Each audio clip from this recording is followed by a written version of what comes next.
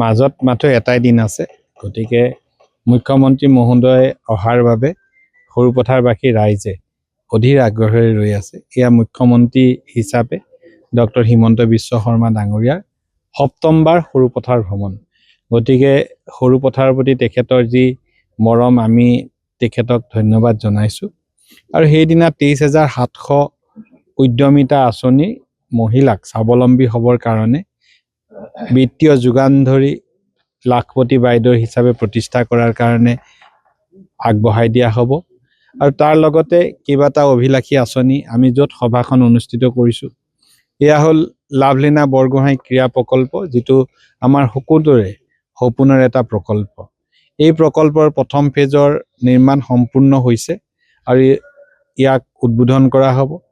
দ্বিতীয় পৰ্যায়ত ইয়াত ইনডোৰ ষ্টেডিয়াম, ছুইমিং পুল, হোষ্টেলৰ কাম বাকী আছে, সেইখিনিও আহি থকা সময়ত হ'ব।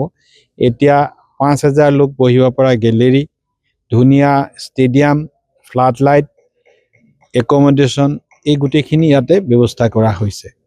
তাৰ লগতে বৰপথাৰ হায়াৰ ছেকেণ্ডেৰী স্কুলৰ খুব ধুনীয়াকৈ 8 কোটি টকাৰে বিদ্যালয় গৃহ নিৰ্মাণ সম্পূৰ্ণ হ'ল। বৰপথাৰত এখন শিশু উদ্যান নিৰ্মাণ হৈছে। বৰপথাৰৰ পৰা জামুগুৰি হৈ গোলাঘাট যোৱা পথৰ অসমমালা 3.0ৰ প্ৰথম ফেজ আমি 25 কোটি টকাৰে আৰম্ভ কৰিম। গেলাবিল আৰু দুবৰণিলৈ বৰপথাৰৰ পৰা যোৱা পথছোৱা 12 কোটি টকাৰে নিৰ্মাণ সম্পূৰ্ণ হ'ল, সেয়া উদ্বোধন হ'ব।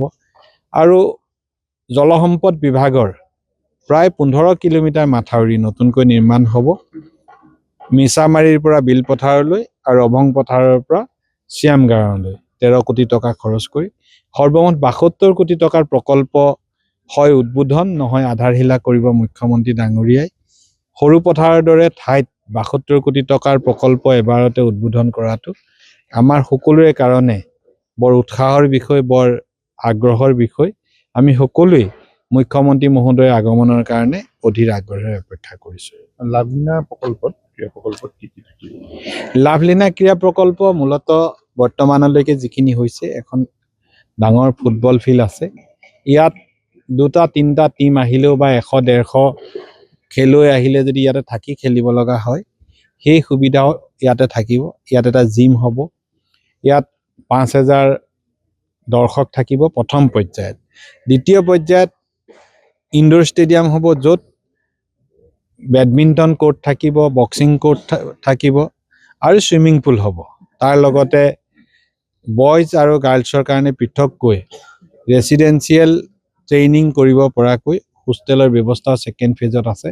সৰ্বমুঠ 42 বিঘা মাটিত এই প্ৰকল্পটো গঢ় দিয়া হৈছে। ইয়াত 900 লোকত খেলাব পৰাকৈ ফ্লাড লাইটৰ ব্যৱস্থা আছে। সকলো ফালৰ পৰা এখন উচ্চ মানৰ খেলপথাৰ ইয়াত প্ৰস্তুত হৈ উঠিছে। মুখ্যমন্ত্ৰী চিডুলটো কেনেকুৱা? মুখ্যমন্ত্ৰী 1টা বজাত আহি পাব। তেখেতে কিছু প্ৰজেক্ট মেনুৱেলি আৰু কিছু ভাৰ্চুৱেলি ইনগ্ৰেশ্যন কৰিব। আমি সকলোখিনি ৰেডি কৰি তুলিছোঁ। হেলিকপ্টাৰ আহিব, পুনৰ হেলিকপ্টাৰে যাব।